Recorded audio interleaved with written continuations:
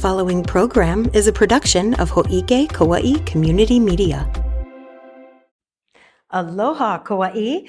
Hō'ike Kaua'i Community Media is gearing up to bring you a brand new show produced by Max Richardson called Island Alert. Island Alert will bring you interviews with Kaua'i's first responders and give you the emergency preparedness info you need to stay alert. So be sure to keep an eye out on cable channel 54, or if you don't have cable, that's okay. We have a YouTube channel at hō'ike.tv. Until then, it's time for this show. I'm Tricia Allen, and this is the Hō'ike Weekly.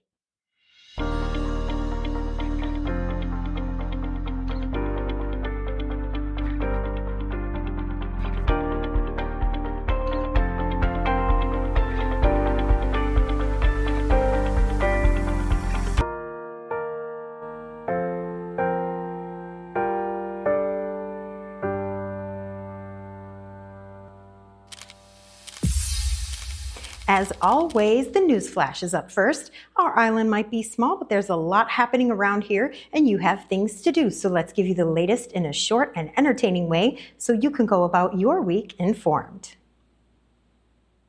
Election Day is fast approaching. It's Tuesday, November 5th, and if you haven't already mailed in your ballot, at this point it's best to drop it off in a ballot box instead of mailing it. The recommended deadline for mailing in ballots was October 27th, so any ballots sent in after that run the risk of being late and therefore not counted.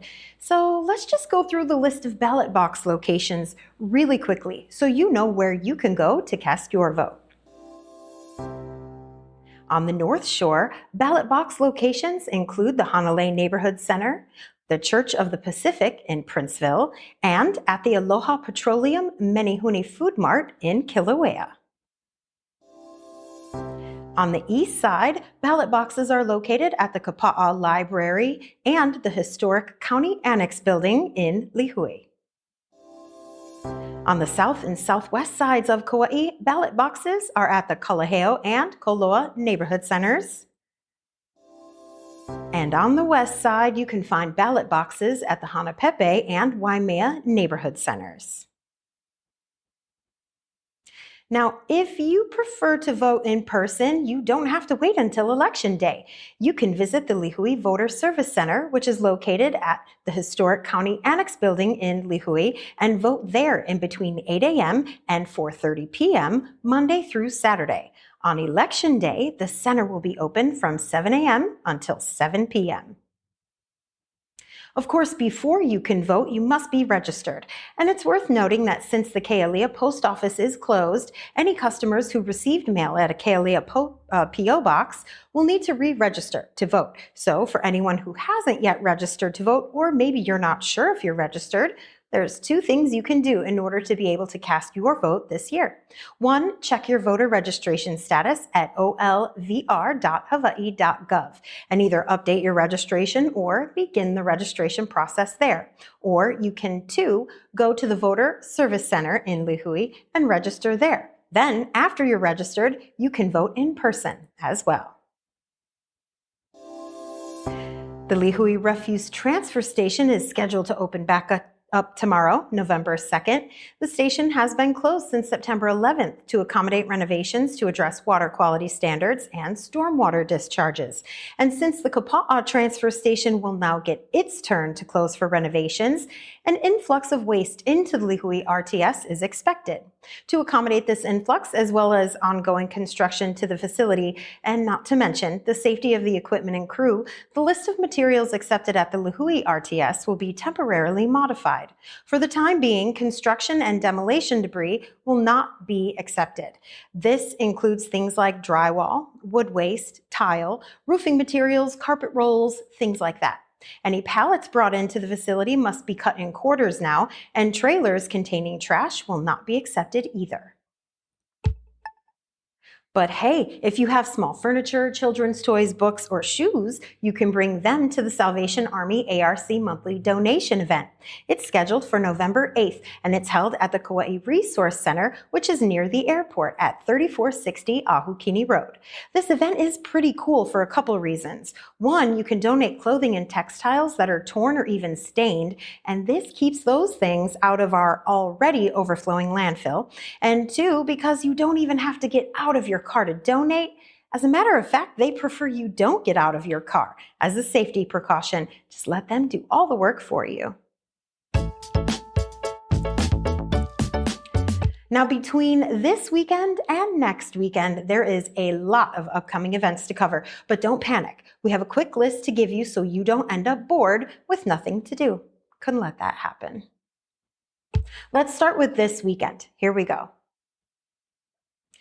The Kaua'i Veterans Celebration. It's annual and it takes place tomorrow, November 2nd from 10 a.m. till 2 p.m. Vedina Stadium will be filled with food trucks, local artisans, rides for the keiki, and even live musical performances. There's also going to be a short award program to honor the island's vets, along with updates from veteran services throughout the island. Hō'ike will also be on site filming the event. If you can't make it, or if you would just like to relive it, be sure to keep an eye on Channel 54 and our YouTube channel in about a week or so. The 36th Annual Emmalani Festival takes place Saturday, November 2nd as well in Hō'ike from 9 a.m. until 3 p.m. This event celebrates Queen Emma's visit to Hō'ike and the Alakai Swamp in 1871. Tents will be set up for lei-making, exhibits, and food, and will surround the performance area and seating area for the audience, where people will be able to witness Emmalani's arrival and performances honoring her. For the first time ever, Kaua'i will play host to a climate change fair. The Hawaii State Climate Change Mitigation and Adaptation Commission will be at Kukui Grove Center on November 2nd, and the point of the event is to display the many ways that the state, counties, and community organizations are working to address climate change across Hawaii. It's also a good place to network for participation in future beach cleanups, native restoration efforts, and other volunteer initiatives. Organizations hosting the event will also be looking at feedback about the Climate Action Pathways planning process, while the interactive booths at the event help inform people about it. Also at Kukui Grove Center from November 2nd to November 8th, the KSA Gallery is having a Wings and Woodlands, a tribute to native birds and forests exhibit. There are different special events each day, which include a documentary showing, native plant show and tell with the National Tropical Botanical Garden, and more. Complete details for the event can be found at kukuigrovecenter.com or by scanning the QR code on your screen. Now that this weekend's out of the way, let's look forward to what's happening next week. Have you ever heard of that show Shark Tank, where entrepreneurs pitch their business ideas to willing investors in hopes of gaining capital to help their business grow? Well, Kaua'i has its own version of that. It's called Catch a Wave, and the Rotary Clubs of Kaua'i are presenting the finale on November 9th from 5 p.m. to 8 p.m. at the Kaua'i Philippine Cultural Center. This finale event is where 3 entrepreneurial finalists pitch their business ideas to the investors in front of the public audience that's also in attendance. The investors, or sharks, ask questions, provide insight and feedback, and then they choose the winners, just like the show, eh? Sounds pretty exciting, honestly. Info about the event can be found at catchawavekaua'i.com. On Thursday, November 7th at 7 p.m., the Escher Quartet will be at the Kaua'i Performing Arts Center. Info on that one-night-only event can be found at kaua'i-concert.org. Next weekend, the Princeville Community Fine Arts exhibit is being held at the Princeville Community Center.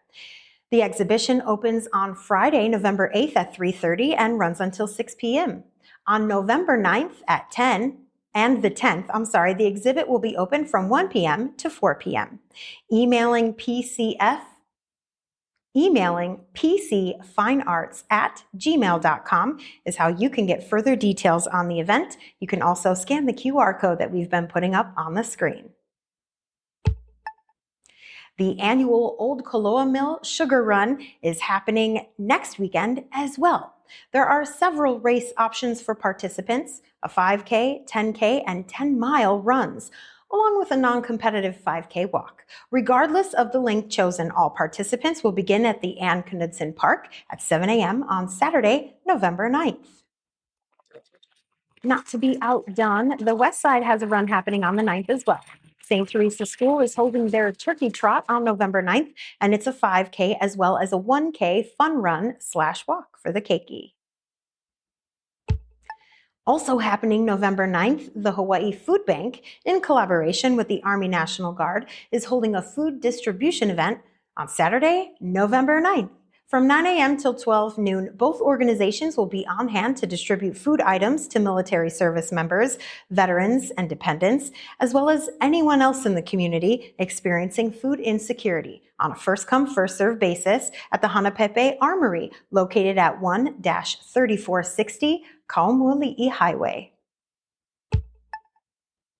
Hanapepe's Biggest Little Carnival is set for Saturday, November 9th and Sunday, November 10th. From 10 a.m. to 6 p.m., folks attending the event at Hanapepe Stadium will get to see some great live music and eat some ono food, while the keiki get to play all kinds of games and prizes and, of course, hop on a few carnival rides. Whew, that was a lot, but that's all the Hō'ike we have for you today. Don't forget to vote on November 5th and definitely keep an eye out for Hō'ike's newest show, Island Alert. Until then, I'm Tricia Allen wishing you love and aloha.